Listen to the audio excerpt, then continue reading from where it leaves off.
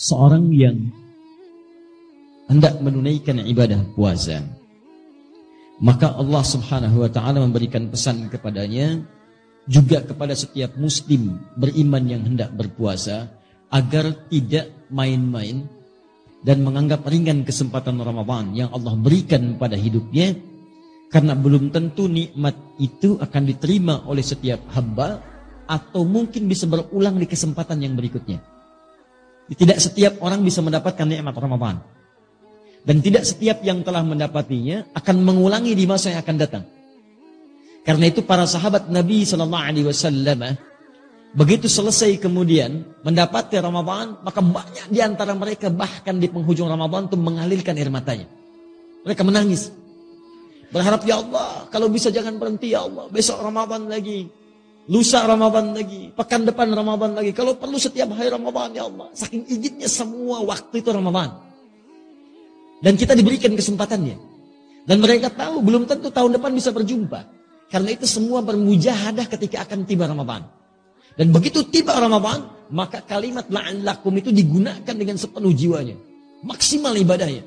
Kata Ibnu Abbas radhiyallahu taala anhuma, saya belum pernah melihat Rasulullah semulia ini dalam ibadahnya, selembut ini dalam sedekahnya, sebanyak ini dalam pemberiannya, kecuali saat Ramadan.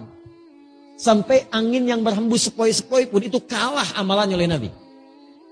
Nah itu lembutnya angin itu kalah oleh lembutnya Nabi saat beraktivitas di bulan Ramadan. Lembut menghadapi orang-orang, sedekahnya bertambah, ibadahnya bertambah, interaksi dengan Qur'annya dan sebagainya. Dan orang-orang yang bukan Nabi, karena melihat Nabinya serius, mereka lebih serius lagi. Di gambarannya ini Nabi aja yang dijamin surga begitu serius, apalagi saya yang bukan Nabi yang belum jelas surganya. Maka kata Allah, seakan-akan dihadapkan kita di hadapan Allah untuk menumbuhkan kesungguhan kita dan menunjukkan bahwa Allah serius dengan itu. Kata Allah, kamu di hadapan kita, bukan orang lain. Ini bukan orang yang disebut, maaf, bukan orang yang di zaman Nabi, bukan orang di masa sahabat, bukan orang di masa tabi'in. Tapi kata Allah, la'allakum, kumnya masih ada di depan kita. Tatakun, kamu tanpa batas. Kata Allah, kamu mesti serius ya, karena saya pengen kamu bertakwa. Kamu mesti berubah. Kamu mesti jadi hamba yang taat. Mesti ada perbedaan ketika kamu lahir dengan kamu pulang.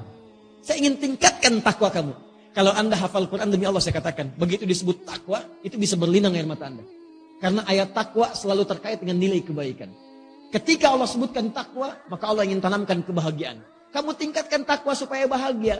Jadi ketika Anda dilatih takwa saat Ramadan, la'allakum tattaqun, supaya kamu takwa. Anda tanya, kenapa ya Allah? Kata Allah, saya pengen kamu bahagia. Ayo takwa. Wa may yattaqillaha yaj'al lahu makhraja wa yarzuqhu min haitsu la yahtasib. Ketika takwa meningkat kepada Allah, kata Allah, maka aku mudahkan hidupmu. Aku berikan solusi, aku limpahkan rezeki kepadamu. Makanya ketika Allah katakan la'allakum tattaqun, ayo serius supaya hidup kamu mudah. Ayo serius supaya rezeki kamu berlimpah. Ketika Anda puncaknya mengatakan takwa, Allah katakan wasari'u ila maghfiratin min rabbikum wa jannatin 'arduha as-samawati wal ardu 'iddatul lil muttaqin. Saya telah siapkan bagi orang takwa. Apa itu? Saya telah siapkan surga yang tak bernilai dunia. Batas yang enggak ada batas dunia. Saya kata Allah, saya siapkan surga luasnya seluas langit dan bumi untukmu orang takwa. Jadi orang takwa itu, kata Allah, yang berhasil menunaikan ibadah puasanya, bukan sekedar meningkat takwanya, sholatnya, infaknya, Al-Qurannya, bukan sekedar di Ramadan. Bukan cuma di awal Ramadan. Sejak puasa itu dimulai, awal pertama Ramadan. Begitu satu Ramadan muncul, tunaikan tarawihnya, maka dia sudah siap dengan kurikulumnya. Malam ini saya akan tarawih di tempat A. Siapkan, bahkan 30 hari sudah dia siap tuh, kalau sampai ke 30 hari. Malam ini di masjid A, malam ini masjid B. Sunnahnya baca Quran nanti saya akan capai sehari misalnya 10 juz. Bagi oleh dia, subuh baca sekian, zuhur baca sekian, asar baca sekian. Begitu tiba malamnya, maka dimulailah present ibadahnya. Orang takwa sudah siap. Dan yang paling menarik bukan cuma present, continuous. Hari pertama, saf pertama. Hari kedua, saf pertama juga. Jadi meningkat terus, konsisten di situ. Hari pertama datang sebelum maghrib, nunggu di masjid. Hari kedua habis isya baru datang. Nah ini belum konsisten. Jadi kalau Anda ingin disebut dalam golongan yang ini mujahadah ini, yang serius ini dipertahankan sampai pertengahannya.